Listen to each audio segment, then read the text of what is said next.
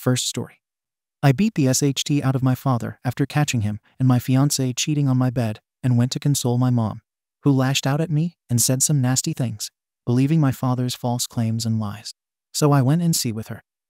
Now, my mom is reaching out, having a breakdown, realizing her husband really cheated after my fiancé got pregnant.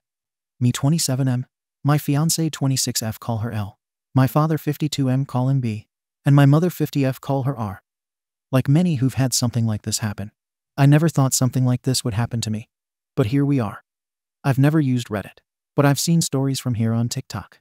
So I thought I'd give this a shot for any advice you all could give me. From listening to some other stories, you all like backstories. I'll try to be as clear and precise as I can. But it's only been a week, so if I start to lose it during the telling of this, I'm sorry. Elle and I met in her freshman year of college. We were both dorming in the same building, where we eventually met. We later found out we lived 2 towns away from each other, so whenever we went home, I let her drive with me. It was only added for like 20 minutes, so it was no big deal. After multiple trips and hanging out at school, we started to date. I have a close-knit family, as did she, so we told our families right away that I had met hers plenty of times when dropping her off. But it was nothing more than an introduction and exchanging pleasantries. Both of our families accepted each other with open arms, and our relationship grew. I was a year ahead of her, so when I graduated, I went home, where I was offered a good job with great pay. I visited her at school whenever I got the chance, and whenever she came home, we would make time for each other. After she graduated, she moved in with me, as both of our jobs were in the city near where we grew up. Like me, she was offered a position at the company she works at now with great pay. After living together for about 3 years, I proposed, and we have been planning our wedding since. Now onto the part you were all reading for. Looking back, there were plenty of things I overlooked that I just wrote off, thinking my father was just trying to welcome my ex into our family. Things like my father calling her all the time, and if I was around, they would just tell me they were talking about the upcoming family party or something along those lines. One time Elle was in the shower, and her phone rang. I saw it was my dad, so I answered when he realized it was me. He sounded both upset and surprised that I picked him up. I then asked what's up, and he responded that he wanted to talk to Elle about my mother's birthday, which was in a week, and after a minute, we ended the call. Even typing this out now, I feel like an idiot for not seeing it sooner. On the day I found out it was like any other day. Elle had Thursdays off, so she made breakfast for both of us. When I set out for work, she gave me a kiss and told me to have a great day. During my drive to work, I realized I had forgotten some paperwork I would need for a meeting I had at 3 p.m. I shrugged it off and told myself I would just go home at lunch to get it. Elle texted me throughout the day talking about all the casual stuff a couple talks about, like, what do you want for dinner? I did the laundry. Do you want me to hang it up for you? I didn't think it was necessary to text her. I was coming home for lunch, so when it came around, I just left work and went home. When I got home, I noticed a car that looked like my father in our parking lot, but I didn't think anything of it and just parked and went into our building. When I opened the door, I was met with a scene out of a movie where a man comes home early and catches his spouse cheating, which is such a cliché. There was a trail of clothes, both his and hers, leading to my bedroom, and the sound of faint moans echoed through my apartment. I stood at the door in utter shock. My brain was a mix of rage, sadness, and disgust. But if you were a fly on my wall, you would see what looked like a statue. I just couldn't move.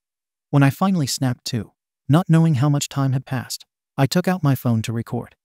I picked up all the clothes that were on the floor and threw them into the hall of the building.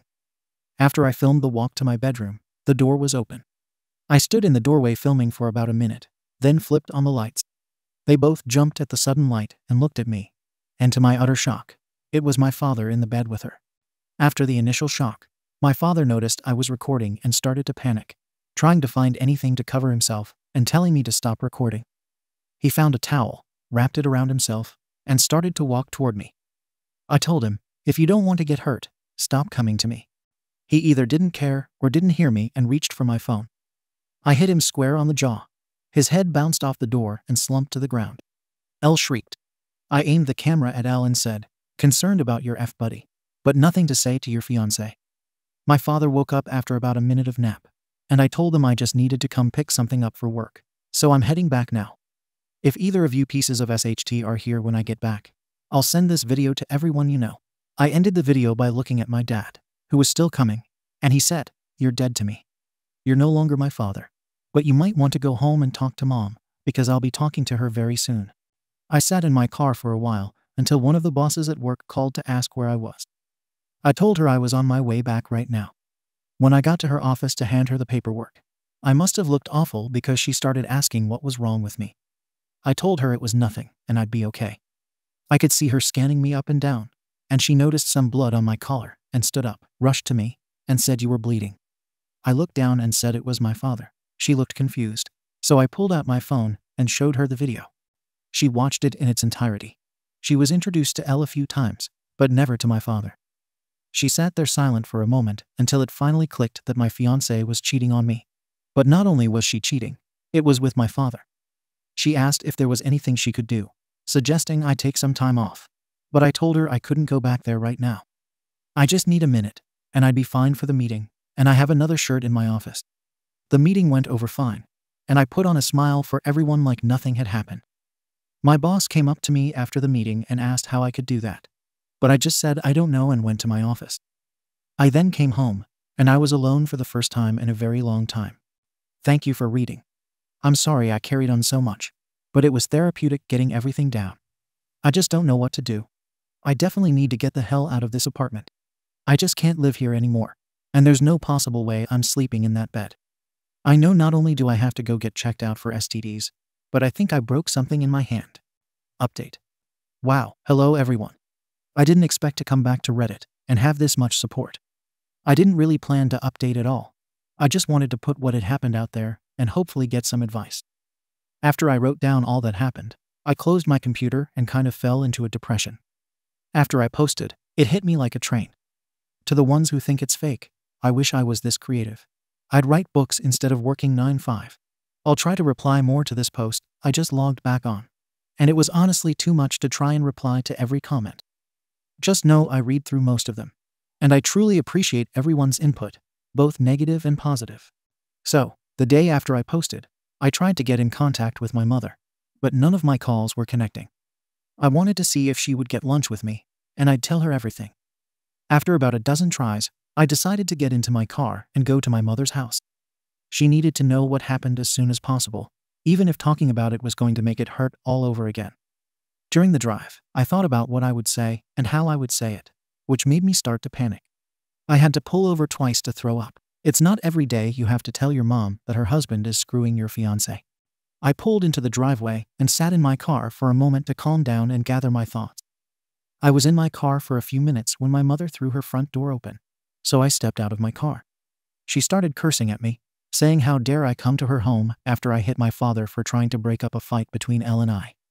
She called me every name in the book and called me an abuser. She told me I needed to leave since Elle isn't ready to forgive me yet, and that if she's smart, she hopefully never will. Yes, apparently my father took Elle to my family's home and told my mom that Elle and I argued. And when my father tried to spot it, I hit him. She continued on for a while until I finally snapped and said, "Really, Mom? Because your husband is effing my fiancé. That's why I hit him. And if you can't take my word for it, I have a video, I'll send it to you. But because my own mother can talk to me like this, don't expect to see me again. I don't want to hear your apology when you finally figure out that you're just as SHT of a mom as my piece of SHT father." Her face dropped, and she looked like what I must have looked like when I first walked into my apartment and caught them. I pulled out my phone and sent her the video. My mom took hers out and turned it on. She pulled up the video and watched up until the part where I turned on the light. She then put her phone down. She looked up at me, but I turned and went into my car. I backed out of her driveway. I looked at her before I took off, and she was in tears. My heart felt for her. But too much was said during that fight for me to pull back in and forgive her. When I got home, I started clearing everything out of my apartment that had to do with Elle or my family. I boxed all of Elle's things up and put them next to the front door. Legally, this has been her place of residence, so I can't technically kick her out. Her name isn't on the lease, and she's the type of person who shies away from conflict. And if she returns other than to pick up her things, there will be plenty of conflict. Anything that had to do with my parents, I boxed up and put into storage. Like I said in my first post, we were a very close family, but I've never had a problem cutting toxic people out of my life. I texted Elle's parents and told them to call off the engagement, and I told them she'd been cheating on me. I thanked them for everything they've done for me. Our relationship was still building, But they were kind and supportive of me, so this just added more hurt to the mix. I finished by asking if they would come pick up all of her belongings. I haven't gotten a response from them yet, but I'm hoping they come grab her things, so Elle doesn't have a reason to come back here. Update. Hey everyone, I'm sorry I haven't updated in a while. I wish I could say I'm doing great, but that would be a lie. Everything hits me in waves. I go from just being numb to boiling with rage. I haven't had a happy moment since I found out. Other than a few friends, I don't really have anyone in real life, especially since my family turned out to be SHT. Quite a few things happened since I posted last. It's been about a month. So this update will tell you all that's been going on. After my last post, I decided to get the ball rolling on everything that needed to be done, like getting tested, finding a therapist, moving, and, of course, buying a new bed. I started by calling my doctor's office, telling them I needed to get tested and to refer me to a therapist. I had my first appointment with a therapist 2 weeks ago, and we decided to continue once a week. I also got tested last week, but it'll be another week or so. So until I get the results, cross your fingers for me. I got in touch with a real estate agent friend of mine, and he sent me a ton of listings, and I decided on a refurbished cabin on the outskirts of my city. I finished moving 2 days ago. When I finished moving, I called Elle's parents, and when they picked up, I told them I moved out and Elle has still yet to pick up her things, and that the landlord will start showing the apartment in a few days, so someone better pick her things up before the landlord throws them out. That must have lit a fire under them, because the next day my former landlord texted me, thanking me for getting the apartment emptied out. No one knows where I live now other than the friend who set me up with this place. So I know Elle, or my parents, won't be dropping by. The only thing that stinks about this place is that I traded a 10-minute walk to work for a 45-minute drive. My phone has been blowing up with texts and calls from both my parents and some of my friends, but I have no interest in talking to anyone other than my therapist. At work, I've been a ghost. I go in, get my work done, and leave. On the rare occasion I have to talk to someone, I put on my fake smile and pretend everything is okay. My boss from my previous post has been trying to check in on me more, but I don't really tell her anything either. I just tell her I appreciate it, but I'll be okay. The truth is, I don't know if I'll be okay. I get that time heals and all, but I feel like that's only relevant when you're dealing with one issue, not when you lose who you thought were the 3 closest people in your life all at once. A huge part of me died, and there's no chance of resuscitating it. The meetings with my therapist are going well. I suppose I've never done therapy before, so I have no reference to what good therapy is. We do get along all right, and she really seems genuine in wanting to help. The first session was us getting to know each other and delving into what brings me to her, nothing in depth, but me just telling her what happened in my own words. In the second session, we went a bit deeper. She asked me about the relationship I had with my parents. I told her that up until now, it was great. We talked often and always communicated well when something was wrong, and that I grew up in a great home, but that all means nothing now. She asked why I cut my mother out of my life. I told her she said things to me I wouldn't say to someone I despised, then told her there's no way she can come back from that. At the end of our last session, I gave her the link to my page here, so she could read more about how I feel and what's going on in my head. I feel like it's easier to type things out than it is to speak them. So, if you're reading this, hi doctor. For now, I'm still miserable. I thought I'd be okay by now, not necessarily happy, but okay. I know some of it is my own fault for not communicating with my friends, but when I think about responding to them, it just seems so exhausting. I know they'll want to get together or come to my new place, but I just don't have the energy to be around them. Until I do, I'll work, go to my appointments, sit on my back deck, sip on some bottom shelf whiskey, and try to enjoy this beautiful view. I haven't hunted since high school, so maybe I'll take that up again now that I can hunt from my back porch. Thank you all for reading this far. 8-month update. Hey everyone. Sorry, I've been Mia for a while now. I'm writing this update to let you all know I'm alive, and to give you the lowdown on what's been happening as of late. First, I want to apologize to those who've worried about me over the past few months. After my last post, I was nowhere near okay, so I pulled back from everything. I secluded myself in order to heal and cope with what is now my life. I want you to know every comment and message didn't fall on deaf ears. I took all of your positive feedback and advice and worked through my problem. So, to the people who've truly supported me through this, thank you. I can't stress it enough. When I was at the lowest I've ever been, it was internet strangers that were there for me. So again, thank you all. In my last post, I was doing things like getting tested for STDs and trying to restart my life. I'm happy to inform you all that I am clean and couldn't be more relieved. I have fully moved into my new place. When I told you all about my new place, I told you it was a refurbished cabin. Well, I might have been a little generous. It was refurbished almost 25-30 years ago, so it was a bit dated. Well, with all my newfound free time, I decided to actually refurbish it. And all that's left to do is paint the guest room I turned into an office.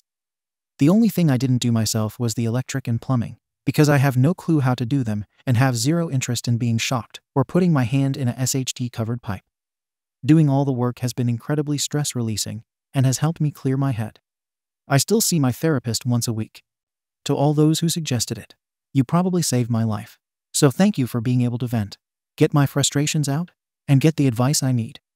It has been better than anything in my life, past or present. I'm still working at the same company, and I've become more open with some of my coworkers that I'm closer with and my boss from my previous posts due to the advice from my therapist. Also, due to her and some of your advice, I've reached out to my friends and have slowly been reintegrating into the group again. Now onto the update on what's been going on between my family and ex. I decided I was ready to have a talk with my mother, so a little over a month ago, I unblocked her on my phone and reached out. I called, and almost instantly she picked up the phone. I could tell from the tone of her voice that she was panicking. Eventually, after reassuring her it was me, I told her we should meet and talk. She agreed, and a day later we met at a diner near her house. She was there before I was, and when she saw me, she started quietly sobbing. When I sat down, she apologized over and over again, telling me she could only take their word because she never thought getting together would ever happen. I told her, while I appreciated her apology, that the things she said to me were despicable and something no mother should ever say to their child. And it showed me exactly what she thought of me. She cried harder and promised it's not true that when she was told I hit my father for no reason, she was so angry. And when I showed up to the house, she just let her anger take over. Not wanting to go back and forth with her, I decided to move on. Speaking of that, what have you decided to do with him? She told me they've been separated. She just kicked him out since the day after I sent her the video. And she immediately found a lawyer. Then we moved on to my ex. She said that when I pulled away, she went back into the house and threw them both out. She was too disgusted to look at them. We talked for about an hour in total, and before I left, I told her I was at a dark point in my life. And because of the things she said to me, I didn't have my mother when I needed her. And because of that, I don't know if I could have her in my life. I then told her I'm willing to work on my relationship with her, but it will be at my pace. She stopped me before I could leave and told me she had to tell me something important. I sat back down, and she said Elle was pregnant. Elle apparently showed up to the house and told my mom. She said she didn't know if it was mine or my father's. Elle asked if I had been in touch so she could let me know. Obviously, she hasn't, so my mom just sent her on her way. Well, that's about it for the update. I have a lot on my mind, and I'm not sure what to do or feel. Thank you for reading. Sorry for rambling on and on. Second story. OP's delusional friend proposed to her on April Fool's Day, so OP rejected him. It turns out he really did have feelings for her. My 23F friend 30M proposed to me on April Fool's Day. I thought it was a joke, but it turned out he was serious. I'm too submissive, and don't know if it's good or bad. Not in the sexual sense, but more in the personality department. I'm not married, but I can literally imagine being the type of woman who'd want to spoil her husband rotten. I wouldn't mind being the submissive wife archetype who would treat my husband like a king, with back massages, dinner prepared, tying his tie every morning, and making him lunch every day. I'd let him have the last say if possible, so long as it was out of love, and probably be the wife who'd be at his beck and call if possible. I'd do all these things even if I loved him more than he'd loved me. So long as he isn't physically or emotionally abusive or cheating on me. I can't imagine myself minding much doing whatever he asks. The problem is, a lot of people, including some of my friends, hate that. The fact that I'm that kind of woman makes it easy for me to be taken advantage of. And I admit I'm fully aware. They think that because I'm this way, I believe that men are superior to women, which I don't. I just want to please my future husband. I don't know if that is freakishly traditional or just me. To be honest, I've almost always been pretty submissive and passive, and I used to be painfully shy growing up too. And while I have been growing out of my timidity, I am still pretty soft and go to great lengths to avoid confrontation, which is a good and bad thing. While I acknowledge I need to work on that, I still wouldn't mind being nearly subservient to my future husband, so long as he's the type of person I could absolutely adore. Are my friends right? Am I too submissive for my own good? Would it even be possible to be in a proper relationship with someone with that kind of personality? Relevant comments. Bob Marley. You sound like a wonderful woman. You are the kind of woman a man dreams that he could marry too. Your friends have their own opinions on matters, but I feel as though they should not bother you at all. Being submissive in the manner you described is not wrong at all. It sounds really sweet and lovely. You sound like a very lovely woman, and you shouldn't change anything at all about yourself. OP. Thank you. I've heard from many of my guy friends that I'm ultimate wife material, and while it does make me happy to hear, it makes me ponder if I'm really a willing pushover, based on what I've been told by my girlfriends. Update. So, that happened. Well, let me start off with something. So, a little over a week ago, I was talking with my friends about relationship dynamics. I told them that I actually view myself in a submissive wife role and would have no problem with it. I go on a huge spiel about it in my Our Confessions post. I spoke with my girlfriends and a few of my guy friends about it mainly, and one of them went to tell either one of some of my other guy friends about it. So, come April Fool's Day, one of my guy friends, let's call him B, who I suspect is either somewhat bipolar, has a DD and ADHD, or something that makes him rather impulsive, calls me over to meet with him that evening after work. My first thought is, he's going to do an April Fool's joke. I'm thinking I'm ready to see what he has in store since he did a funny one in college, literally having some of his friends chase me in funny costumes all around the dorm's lot. So, anyway, he turns around and kneels onto one knee, pulls out a case, and proposes. Now, keep in mind that we're only friends. I've never dated him or considered it because I can't see each other as anything beyond good friends. Also, knowing him, he would be the type of guy who would pull off this kind of thing as a joke. So, thinking it's another April Fool's joke, I laugh and tell him nice try, because I truly think it's an April Fool's joke. He raises the case more, and I keep giggling, asking if he's serious a couple times before he just says, "Yep, April Fools." We both laughed, and told him that he couldn't get me that easily since I knew what day it was, and we saw each other off. Later on, I find out from a friend that he's been in a funk since, and was mopey. At first, I thought something had happened until a friend of mine came to me to talk to me before I could say hi to him in the morning. Apparently, he was legitimately proposing to me. And he was so down that I thought it was a prank. Apparently, somewhere in that conversation my friend had with him, he thought I'd accept his proposal. I'm baffled and trying to wrap my head around it. Until now, I never knew he had any feelings for me whatsoever. I mean, he never asked me out or anything like that, and I never had feelings for him like that either. I only see him as a friend, and I don't like him in that way. I honestly don't know how to go about all this. The fact that he liked me in that way, that his proposal was real, and that I honestly thought he was joking. He jokes around and pulls pranks so much that I never expected anything like this. How do I proceed from here? This just made things extremely awkward, and I have no idea what to do when I see him again. TLDR. Thought friend was just joshing me with a fake marriage proposal on April Fools, but found out the next day it wasn't a joke. I don't know what to do with this information. Help. Edit. Wow, I didn't expect this magnitude of responses. I haven't responded to all of them, but I am reading each and every last one and taking them into consideration. Thank you all for taking the time to give me such wonderful advice. I just want to say that to you guys. Relevant comments. Little Stray. My alarm bells are going off. You're in your early 20s, and he's 30. That's a sizable experience and maturity gap. That he'd propose without having dated you is frankly crazy. That he'd wrap up any sort of relationship step in a joke suggests he's immature. Like, really? It's the "my friend stole my phone" of romantic overtures. But he's a grown man. What's your mutual friend's opinion about this? OP. My mutual friend actually told me that at first, they thought he was joking too, until they learned from him that he was being serious. She told me that it was weird, and that neither she nor I saw it coming. Apparently, he only told her his plans, and that she was weirded out by them. And if he has always been a weird guy, he still caught her off guard. I plan to talk to her more about it tomorrow. He's always acted younger than he truly is, and, truth be told, he is immature and impulsive in many ways. It just never occurred to me that he'd do something like this in all seriousness. I don't think he knows that I know it wasn't a joke now. OP adds more information. Thank you for the advice. We've known each other for 3 years. Aside from hugs, high fives, and the friendly, playful poke and stuff I do with all my friends, I never thought it was out of the ordinary. At times, we would have deep conversations, but never anything too deeply romantic, let alone anything implying any romantic feelings for each other, which I don't have for him. As far as I've witnessed, he's usually just as playful with his other friends as he is with me, which is why I truly never saw something like this coming. I saw no change in his behavior whatsoever. The last thing I was talking to him about before all this was if he wanted to watch The Walking Dead with us. I think the relationship conversation one of my friends had with him definitely got misconstrued in some way. To be frank, I definitely need to ask her exactly how she told him and what happened during that conversation. I think he does have some mental health problems, mainly a low-level bipolar disorder, that have been diagnosed since he tends to be moody before completely returning to his energetic, playful self.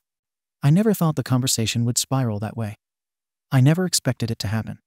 I'm still wrapping my head around that, and I'm beginning to reflect back on any ways he's even shown remote interest in me. I never meant to make him feel bad. I don't love him in that way, but he is my friend. Had I known he was serious, I would have probably handled it better. I mean, he's the type of guy with an over-the-top sense of humor, so I truly thought he was joking. I mean, it was April Fool's, and he has done crazy things in the past, just nothing like this. I'll try to talk to him when I get the chance. I really want to salvage our friendship. Despite everything, he's a funny and nice guy whom I'm glad to have as a friend. I just never liked him in that way at all, and he never even inferred he liked me in that way before now. I really hope that we can still be friends, but if we can't, I can understand taking some distance between us. What a mess. Update. I actually wound up not getting the chance to talk to my friend after all about what he said, because he sought me out before I got the chance to talk to him yesterday. As it turned out, several of you were right. He said he was half joking and half serious about the proposal. He had liked me for a long time, and he purposefully chose April Fool's Day to see if I had any romantic interest in him as he did in me. I truly don't understand why that would be a good case to see if I liked him in that way, because to propose to anyone out of the blue without dating them usually means an automatic no. He was actually upset by my reaction, more than he thought he would be. And right after telling me this, he asked me out. I turned him down as politely as I could, though, since I don't like him in that way at all. He said he thought that I had feelings for him. I told him that I loved him as a friend, and that I hoped we could remain good friends. But he just stormed by me afterwards. Judging from that reaction, I don't think our relationship will be repaired anytime soon, if ever. I guess it's for the best in the end. Thank you all for the wonderful advice you gave me. Things didn't really go as I expected them to, but at least I have much more clarity on the situation. TLDR. My friend had come to see me and tell me himself about the April Fool's joke, in which he was partially joking and partially serious. He truly did have feelings for me, and I rejected him. It looks like friendship is ruined forever. Relevant comments. OP. Yeah, something tells me it'll make an interesting April Fool's story in the future. I plan to definitely distance myself from him and definitely be more careful. It actually started off with just a conversation with my friends about relationships. I didn't expect it to spiral into this. I guess that teaches me to put it all out there. Well, I'm definitely going to wait a while before I bring something like that up again. Ziesel. Wow, this might be the absolute most awkward and likely to fail way to ask out a friend I've ever heard of. That is so much more awkward than just straightforwardly asking you out. Like, did he really think you'd say yes? I'm baffled by the whole thing, but it sounds like you handled it as well as you possibly could have. OP. Thanks. This whole thing is crazy, and even thinking about it baffles me. I honestly don't know what was going through his head at the time, and I guess now I never will. Granted, with what everyone pointed out, and with a bit more hindsight, I realized that maybe it was never a real friendship in the first place. Walking_the_dead. He was hoping you'd say yes and be his perfect submissive fantasy wife. Girl. Make no mistake that what sprung all this was your previous declaration. He wants an exclusive particular fetish. P.S. That, in any way, shifts the blame onto you. OP. With what's happened, I guess I really shouldn't have talked aloud about that with my friends, given all that's happened. I'm going to definitely keep things like that under wraps. Thank you for watching the video. If you are interested in listening to these kinds of stories, we've got more in store for you. Simply subscribe to our channel, hit the like button, and share it with your friend.